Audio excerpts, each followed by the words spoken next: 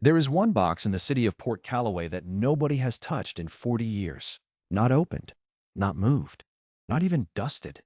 Every crime boss in that city knows exactly where it sits, and every single one of them has agreed, without ever saying it out loud, to leave it alone forever. Sable Voss did not leave it alone.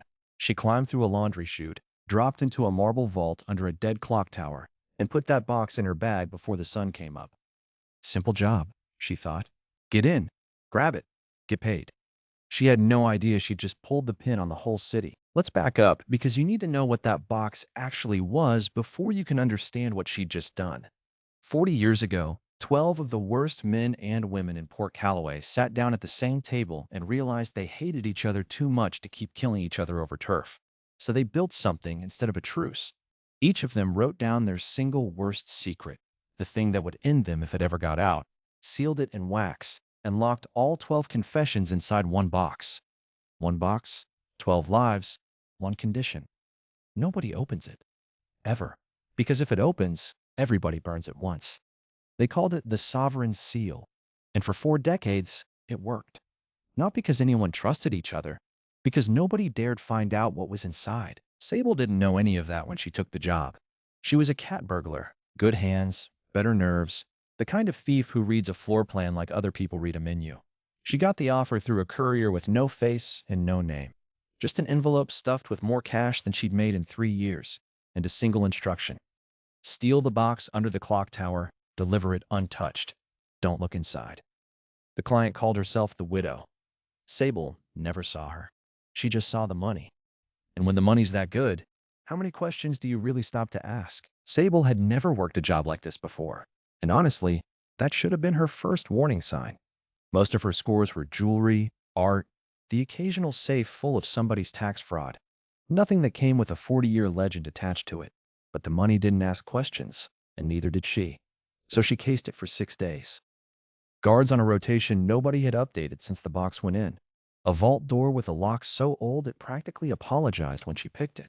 She went in on a Tuesday night through a laundry chute nobody had sealed because nobody thought anybody would ever try. 15 minutes later, the box was in her bag, and she was gone, laughing a little, feeling like the easiest $10,000 of her life had just landed in her lap. Cute story, right? It should have ended there. It didn't. By Thursday, 3 separate crime families were accusing each other of the theft. The Okafor crew blamed the Lindquist family. The Lindquist family blamed a dockworkers syndicate that hadn't done a single thing wrong in a decade. By Friday, 2 of them had already traded gunfire over it. A shipment torched at the harbor. A warehouse manager pulled out of his car at a red light and questioned at gunpoint about a box he'd never even heard of. Here's the thing, nobody tells you about a deterrent. It doesn't actually have to work. It just has to exist. The second that box vanished, every boss in Port Calloway assumed a rival had taken it to read their secret first and use it as a leash. 40 years of uneasy peace came apart in 4 days flat, and Sable Voss, sitting in a rented apartment with a box she still hadn't opened, had absolutely no idea she was the reason the whole city was suddenly on fire. Now here's a clue for you, and I want you to actually sit with it for a second. The widow never asked Sable to open the box. She only asked her to steal it and hand it over untouched. Why would somebody pay a fortune for a box full of other people's darkest secrets and specifically not want to look inside? Pause here and guess, because it matters later.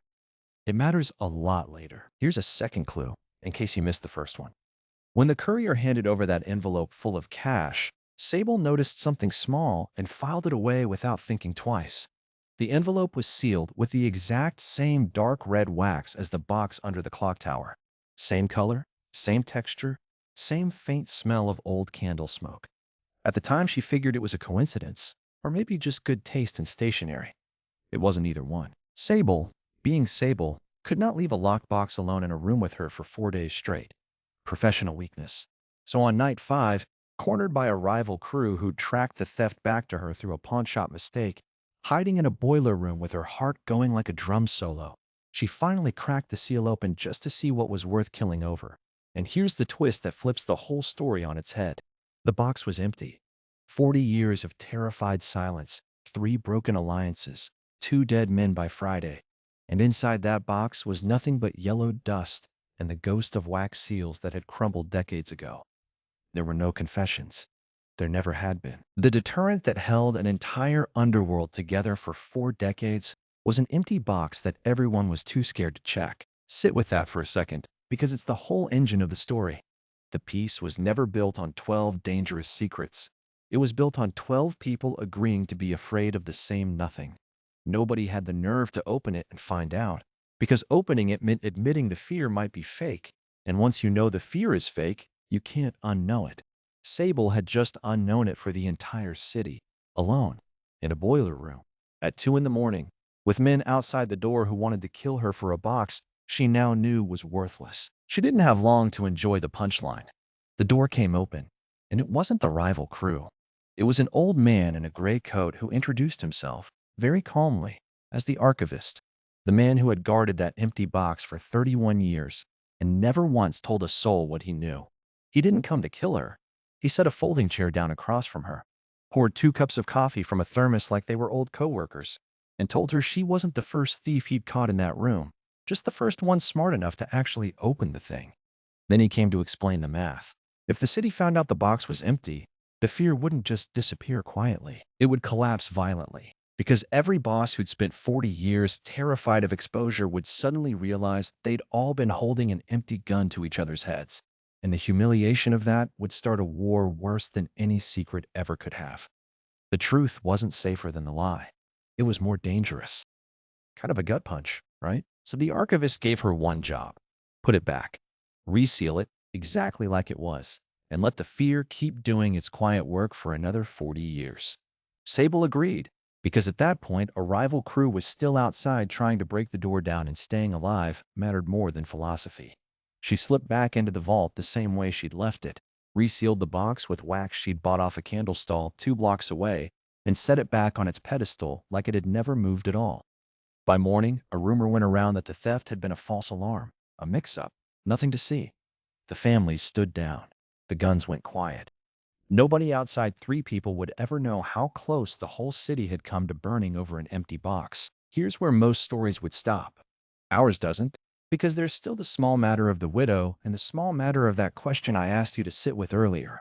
Why would someone pay a fortune to steal a box and specifically never look inside? Sable finally got her answer 3 days later when the courier came back with a second envelope, and this time, the widow met her face to face. Turned out the widow wasn't a rival boss testing loyalties.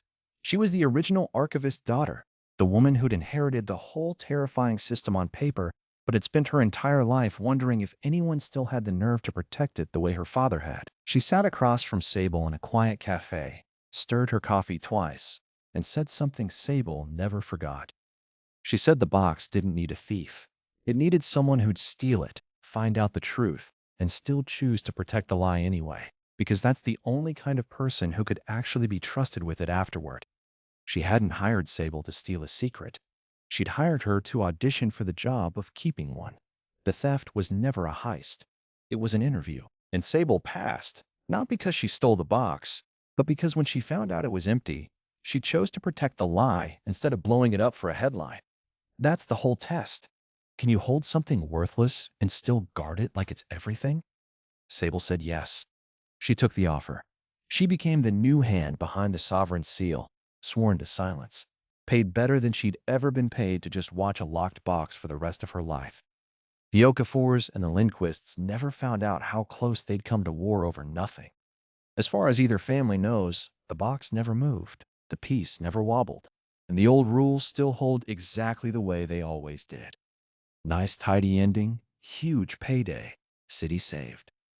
That's not where it actually ends, though. Because here's the twist, stacked on top of the twist, the part nobody saw coming, including the widow. A few months into the job, alone in that vault at night with nothing but an empty box and 40 years of habit, Sable started writing something down. Just 1 page. Folded it small, sealed it in fresh wax, and slipped it inside the sovereign seal alongside all that decades-old dust. One real secret, hidden inside a box everyone assumes is either full of old lies or completely empty. Nobody checks. Nobody's allowed to. That's the whole rule. Which means somewhere under that dead clock tower, there is now exactly one true secret sitting inside a box built entirely on fear of a lie. And the only person in the world who knows it's real is the same thief who once broke every rule in the city just to see what was inside. So no, there was never really one thing that no one was allowed to take. There was only one thing that everyone agreed to be too scared to check. Sable Voss checked. And now she's the one making sure nobody ever checks again, except very quietly herself.